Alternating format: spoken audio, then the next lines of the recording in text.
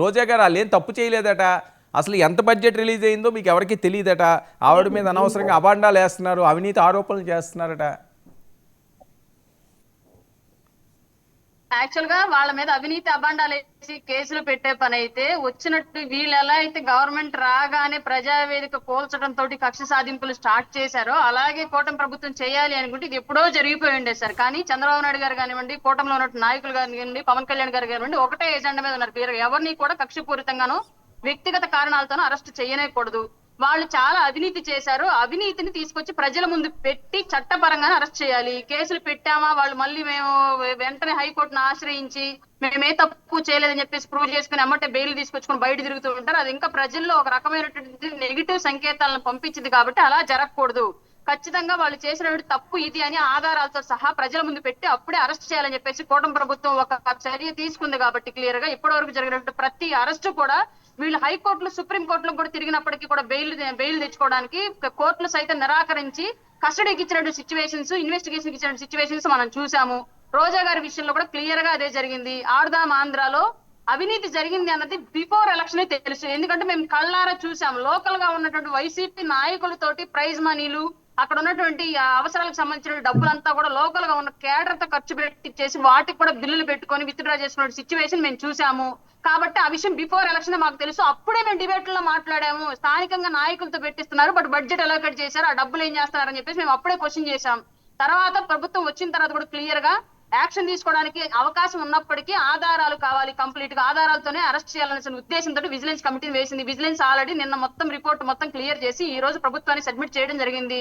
దాంట్లో ఉన్నటువంటి అవినీతి అవకతవకలు మొత్తం కూడా రేపొద్దున ప్రభుత్వం చేతిలో డీజీ గారు పెట్టబోతున్నారు. దాన్ని బట్టి ఎవరికి ఇస్తారు, ఎలాంటి యాక్షన్ తీసుకుంటారు అనేది యాజ్ పర్ లా ఏముంటుందో ఆ చర్యల ప్రకారమే తీసుకుంటారు. ఇది మాత్రం క్లియర్. అందులో రోజా గారైనా ఇంకొకరైనా ఎవరు కూడా అవినీతి చేసినప్పుడు చట్టం దృష్టిలో అతీతులు కాదు. ఇది మాత్రం గమనించుకోవాలి. అంటే వాళ్ళకి ఏం సంబంధం లేదంటున్నారు కదా, వాళ్ళ సోదరుని ఇరికిస్తున్నారు, బైరెడ్డి సిద్ధార్థ రెడ్డిని ఇరికిస్తున్నారు, అసలు స్కామే జరగలేదు, అసలు ఎంత బడ్జెట్ అయిందన్నది ఎవరికి తెలియదు, ఎందుకు ఇవన్నీ కూడా అపోహలు చేస్తున్నారు. అసెంబ్లీ సాక్షిగా వాళ్ళు ప్రశ్న అడిగినప్పుడే చెప్పలేకపోయారట. మీరు చెప్పింది ఎలా ఉందంటే రాను ఇంకొంచెం రోజులు పోతే వివేకానంద రెడ్డి గారు మర్డరే జరగలేదు, అది ఏ వీడియో, ఆయన ఎక్కడో అబ్రాడ్ లో పారిపోయి దాక్కొని ఉన్నాడు, ఆయన అసలు చంపనే లేదు, ఆయన చచ్చిపోనే లేదు, ఎక్కడో ఉన్నాడు, పట్టకరాండి అని చెప్పేసి ప్రభుత్వానికి కేసు పెట్టేలా ఉంది. మీరు చెప్పేది మరీ దారుణంగా. నేను చెప్పడం కదా, ఆవిడ చెప్తున్నారు. అవునండి, మరి ఆ రోజు అంటే సేమ్ నారాయణ రక్త చరిత్ర అని చెప్పేసి చంద్రబాబు నాయుడు గారి చేతిలో గొడ్డలు పెట్టి వేశారు సాక్షిలో. ఇప్పటి వరకు దానికి ఇంతవరకు అతిగతి లేదు. మళ్ళీ ఇప్పుడు ఆయన వాళ్ళ కూతురు ఇప్పుడు కూడా పోరాడుతున్నది. ఇంకొంచెం రోజులు టైం ఇస్తే ఇది ఇలాగ ఇప్పుడు మీరు ఎలాగ అవినీతి కేసులు మేము చేయలేదు, మేము శుద్ధపూసలు అని చెప్పుకుంటున్నారు. ఇంకా ముందుకెళ్తే అసలు వివేకానంద రెడ్డి గారు మర్డరే జరగలేదు, అది ఏ వీడియో చెప్పి ఎలా ఉన్నారు. మన పిఠాపురం ఎమ్మెల్యే ఎక్కడ ఉన్నారో ఒకసారి అడగండి. మీరు పర్సనల్ గా మాట్లాడొద్దు, దయొచ్చి మీరు పర్సనల్ గా మాట్లాడొద్దు. మీరు ఇందులో పర్సనల్ ఏంటండి, ఇందులో ఏం పర్సనల్ మాట్లాడారు? 3 సంవత్సరాల పిల్ల చచ్చిపోతే ఎక్కడికి పోయారు మన పిఠాపురం ఎమ్మెల్యే గారు? పర్సనల్ ఏ విషయం మీద మాట్లాడారు? వివేకానంద రెడ్డి గారు మర్డర్ కేసు మీద మాట్లాడాలా, లేదంటే వైఎస్ జగన్మోహన్ రెడ్డి గారు కూర్చొని కోడకత్తి గురించి మాట్లాడాలా?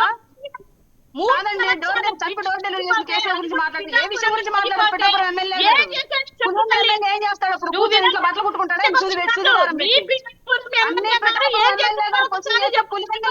ఏం చేస్తాడు? ఇంట్లో కూర్చొని బట్టలు కుట్టుకుంటాడు సుదిదారం పెట్టి.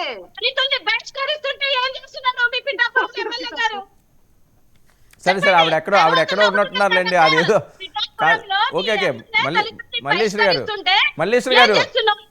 మల్లేశ్వరి గారు ఆవిడ ఎక్కడో వేరే దగ్గర ఉన్నట్టున్నారు, వాళ్ళు పక్క వాళ్ళు డిస్టర్బ్ అవుతున్నట్టున్నారు, ఆవిడ ఏదో ఇబ్బంది పడుతున్నది. సరే, ఇప్పుడు ఆర్గ్యూ చేసుకునే టైం లేనట్టున్నదిలేండి. ఇప్పుడు మీరు ఇంతకేమన్నారు, పర్సనల్ గా వద్దు అంటారు, వాళ్ళు పర్సనల్ గా మాట్లాడారు. సరే, ఓకే, ఎవరో పర్సనల్ గా వద్దండి. ఎందుకు మీకు ఏమైనా ఆస్తి గొడవలు ఉన్నాయా? మీ పార్టీ విధానం మీది, వాళ్ళ పార్టీ విధానం అది. ఇప్పటికి 2 సార్లు మాట్లాడింది, ఒక్క మాట కూడా మీరు మాట్లాడట్లేదు. అసలు మీరు నాకు వినిపిస్తేనే కదా, ఆవిడ మాట్లాడింది నా దాకా రానవట్లేదు కదా, మీరు మధ్యలో తగులుకుంటున్నారు. నాకేమవుతున్నది, నాకు అర్థం కావట్లేదని మీకు నేను చెప్తున్నాను. నేను వినాలి అంటే నాకు ఫ్రీగా ఆ వాయిస్ రావాలి. మీరు జూముల్లో ఉంటారు కాదండి, మీరు జూముల్లో ఉంటారు, క్రాస్ టాక్ చేస్తారు, అది ఏమి రీచ్ అవుతుంది నాకు ఇద్దరు మాట్లాడుతుంటేని? నా పక్కన ఉంటే నాకు అర్థం అవుతుంది. ఓకే వెంకటేష్ గారు ఏంటండి ఆడదాం ఆంధ్ర విజిలెన్స్ రిపోర్ట్ ఇచ్చిందట, అందులో పక్కా ఆధారాలతోటి రోజా గారు బుక్ అయ్యారు అని.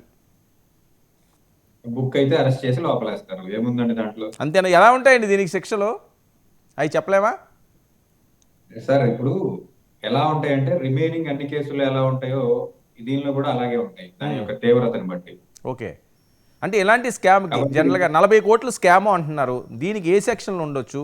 ఓ, మీరు అడ్వకేట్ కాబట్టి. ఇక్కడ పోలీస్ గాని, విజిలెన్స్ రిపోర్ట్ గాని ఇవన్నీ కూడా ప్రభుత్వం తన చేతులతో తానే అన్ని నడిపించి చేసేటువంటి పరిస్థితి. గతంలో ఎన్నో విజిలెన్స్ రిపోర్ట్లు వచ్చినాయి. చంద్రబాబు నాయుడు గారి మీద వచ్చినాయి, వైఎస్ రాజశేఖర రెడ్డి గారి మీద వచ్చినాయి, జగన్మోహన్ రెడ్డి గారి మీద వచ్చినాయి. మరి ఎవరు అరెస్ట్ అయ్యి లోపలికి వెళ్ళినటువంటి పరిస్థితి లేదు. రెండోది 119 కోట్ల 40 కోట్ల రూపాయల స్కామ్ అనేది ఇది ఒక పెద్ద బిడ్డోరు, ఇది ఒక కవర్ డ్రైవ్ లాగా ఉంది. వాస్తవంగా ఏంటంటే ఈ రోజు వైఎస్ఆర్సీపీ ఎంపీ గొల్లా బాబురావు గారు అనుకుంటా, ఐ థింక్, ఆయన అడిగినటువంటి ఒక సమస్యకి రాజ్యసభలో వచ్చినటువంటి సమాధానం ఏంటంటే చంద్రబాబు నాయుడు గారి యొక్క కూటమి ప్రభుత్వం వచ్చిన తర్వాత సుమారుగా 2400 ఎంఎస్ఎంఈ యూనిట్లు మూతపడిపోయినాయి అనేటువంటి ఒక న్యూస్ ఈ రోజు బయటకు వచ్చినటువంటి ఒక పరిస్థితి సార్. దీనికి కవర్ డ్రైవ్ కిందనే ఇది చూడాలి. ఎందుకనంటే ఆడుదాం ఆంధ్రాలో కూటమి ప్రభుత్వం ఏర్పాటు కాకముందు నుంచే కూటమి నాయకులందరూ కూడా దీనిలో స్కామ్ జరిగింది అని అంటున్నారు. ఈ స్కామ్ ను పట్టుకోవడానికి ఇదేమి 1,00,000 కోట్ల స్కామ్ కాదు, 10,000 కోట్ల స్కామ్ కాదు, 1000 కోట్ల స్కామ్ కాదు. 15 నెలలు విజిలెన్స్ రిపోర్ట్ తీసుకురావడానికి 40 రోజులు లేకపోతే 2 నెలల్లో ఎక్కువ. ఇది ఏంటంటే ఇది ఒక ట్రంప్ కార్డ్ లాగా. ఇక్కడ ఒక ఫెయిల్యూర్ వస్తే దాన్ని ఇమీడియట్ గా కవర్ డ్రైవ్ చేసుకోవడానికి ఇమీడియట్ గా ఇంకొక న్యూస్ ని మనం స్ప్రెడ్ చేయటం, ఒక స్పెక్యులేషన్ చేయటం. 1,00,000 కోట్ల మద్యం స్కామ్ 3,500 కోట్ల దగ్గరికి వచ్చి 11 కోట్లు, తర్వాత ఒక 20 కోట్ల రూపాయల దగ్గరికి ముగిసిపోతున్నటువంటి ఒక పరిస్థితి ఏది సంవత్సరంన్నర తర్వాత. కాబట్టి ఇది ఖచ్చితంగా ఒక కవర్ డ్రైవ్ గానే మనం చూడాలి తప్ప ఆడుదాం ఆంధ్రాలో అంత పెద్ద అవినీతి జరిగితే చంద్రబాబు నాయుడు గారు is the master of administrator sir. ఎక్కడ ఏ చిన్న తప్పు జరిగినా with in fraction of hours లో పట్టుకోగలటువంటి ఒక సమర్థత ఉన్నటువంటి నాయకుడు, నో డౌట్ ఎట్ అవర్, ఎవరికి డౌట్ లేనటువంటి. సార్ మరి ఏంటి విజిలెన్స్ రిపోర్ట్ ఏంటి, డీజీకి వెళ్ళడం ఏంటి, అది ప్రభుత్వానికి ఇవ్వడం ఏంటి, ఇదన్నీ రాంగ్ న్యూసా? ఏది సార్ ఈ విజిలెన్స్ రిపోర్ట్ ఆల్రెడీ డీజీ చేతికి వెళ్ళడం ఏంటి, ఆయన ప్రభుత్వానికి ఇవ్వడం ఏంటి సార్? ఇప్పుడు ఒక నేరం జరిగింది, దానికి ఇమీడియట్ గా కేసు కడతారా చంద్రబాబు నాయుడు గారి దగ్గర, లేకపోతే మంత్రి మండలి ముందు పెడతారా? అంటే మంత్రి మండలి చెప్తే మీరు కేసు పెడతారా? మంత్రి మండలి చెప్తే మీరు డీజీకి ఇచ్చారని తీసుకెళ్ళి. నేరం జరిగినప్పుడు కన్సెంట్ అథారిటీకి హీఈస్ ఆన్సరబుల్ టు మ్యాజిస్ట్రేట్. తప్పు జరిగింది అనగానే అరెస్ట్ చేసి అది రోజా ఆయన అక్కడ రోజా ఉన్నప్పటికీ కూడా, లేకపోతే ఇంకొక వ్యక్తి ఉన్నప్పటికీ కూడా అరెస్ట్ చేసి వాళ్ళని చట్టం ముందు నిలబెట్టాలి. ప్రభుత్వం యొక్క అనుమతి కావాల్సింది. ఒక విజిలెన్స్ కి ఒక అథారిటీ ఏమి ఇస్తారు సార్? ఖచ్చితంగా దీనిలో రిపోర్ట్ చేయండి, దీని మీద ఏదైనా వ్యవహారం తేడాగా ఉంటే కేసు కట్టండి, అరెస్ట్ చేయండి అని చెప్తారు. ఓకే, వెంకటేష్ గారు నార్మల్గా ఇలాంటి వాటికి అధికార దుర్వినియోగం లేకపోతే స్కాము, కోట్లలో స్కాము, దీనికి ఎలాంటి సెక్షన్లు ఉంటాయండి? ఏ సెక్షన్లు ఉంటాయి జనరల్గా? సార్ వాళ్ళు పెట్టేటువంటి ఇప్పుడు ఎలాంటి పెడతారు అని జనరల్గా గతంలో ఉంటుంది కదా, మనకి రికార్డ్స్ ఉంటాయి కదా, చాలా కేసులు ఉంటాయి కదా మీ నోటీసులో.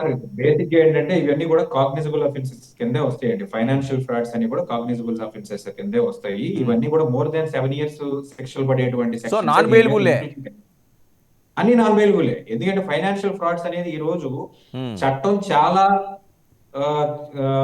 సీరియస్ గా చూస్తున్నటువంటి ఒక పరిస్థితి. వీటిలో అరెస్ట్ చేస్తే బెయిల్ కూడా వచ్చేటువంటి పరిస్థితి కాదు, బెయిల్ కూడా ఇమీడియట్ గా వచ్చేటువంటి పరిస్థితి కాదు. ఫైనాన్షియల్ ఫ్రాడ్స్ ఈ రోజు చాలా తీవ్రంగా చూస్తున్నటువంటి ఒక విషయం.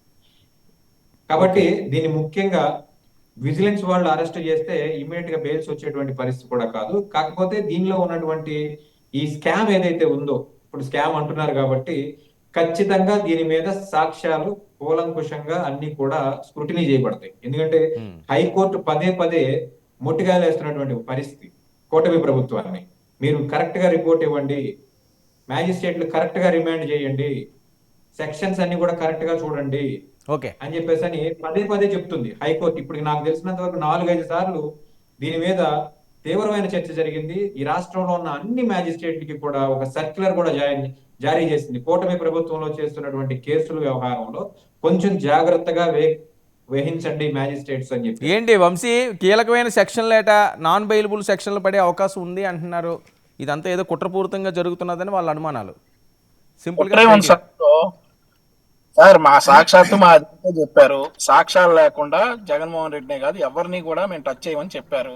ఈ రోజు విజిలెన్స్ నివేదికలో సాక్ష్యాలు వచ్చాయి. ఇందాక నాగమల్లేశ్వరి గారు మాట్లాడుతా ఉన్నప్పుడు మంత్రి గారే చెప్పారు అని అంటా ఉన్నారు. మంత్రి గారు ఏం చెప్తారంటే సార్, గతంలో ఏదైతే ఈ sports authority of Andhra Pradesh Byreddy Siddhartha Reddy గారి టీం రాశారో అవి చెప్తారు. తర్వాత వాటిని ఎంక్వైరీకి పంపించి నిజంగా ఈ బిల్లు నిజమేనా, ఇదిగో పలానా రాయల్ స్పోర్ట్స్ అనే వ్యక్తికి 10 కోట్ల రూపాయలు చెల్లించారట, ఇదిగో బిల్లు, ఇది ఎంక్వైరీ చేయండి, ఈ బిల్లు నిజమేనా కాదా అని ఎంక్వైరీ చేస్తారు. ఆ బిల్లు నిజమో కాదో విజిలెన్స్ రిపోర్ట్ లో తేలుతుంది. అది కాకపోతే మల్లేశ్వర్ గారు, చాలా కీలకమైన సెక్షన్లు ఉంటాయట, నాన్ బెయిలబుల్ సెక్షన్లట, చాలా ఎక్కువ సంవత్సరాలు కూడా శిక్ష పడే అవకాశం అని చెప్తున్నారు. ఒకవేళ నిరూపణ అయితే, ఇవి నిజాలైతే నిరూపణ అయితే, నిజాలైతే ఈవెన్ జగన్మోహన్ రెడ్డి గారైనా నన్ను అరెస్ట్ చేసుకోమని ఓపెన్ గా ఇచ్చినటువంటి స్టేట్మెంట్. మనమేమో నిందలు వేసేసి గుడ్డగాల్చి ముఖం మీద వేసేసి మీరు తేల్చుకోండి అని అంటే, అసలు మనకి ఎంత బడ్జెట్ పెట్టారు, ఎవరికి ఇచ్చారు, ఎక్కడి నుంచి ట్రాన్స్ఫర్ అయ్యాయి, రోజా గారి అకౌంట్ లో నుంచి ట్రాన్స్ఫర్ అయ్యాయా, లేకపోతే దానికి సపరేట్ గా ఒక అకౌంట్ మెయింటైన్ చేశారా?